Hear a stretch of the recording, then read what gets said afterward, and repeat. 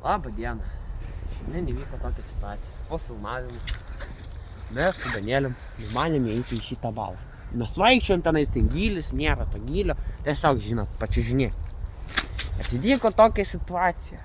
Aš nepagalvojau. Ir jau taip tiesiai ramiai. Kol neįkritau, ten gylis gal kokie 2 metrai.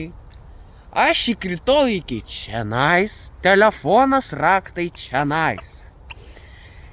Vanduo gal iki čia, smirdžiu visas pilnai.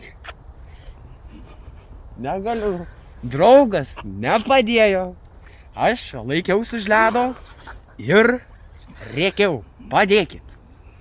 Aš kažkaip padaviau telefoną Danieliui. Ir nuėjau tenais. Jau dėjau koją tenais ir pasirodo ten dar viena duobė. Ir įkritau dar giliau. Iki pat kaklo. Sušalau.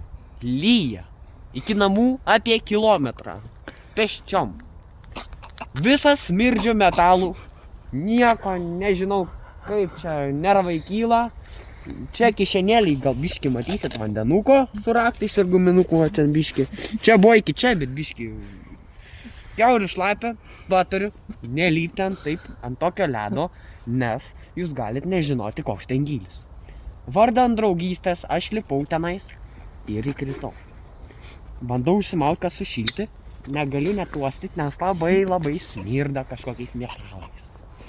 Tai va, kreipiuosi jumis, mano mielieji draugai, būkite atsargus ant ledo ir nelypkit debiloidui kaip aš. Nes aš esu debiloidas ir labai atsiprašau. Viso gero.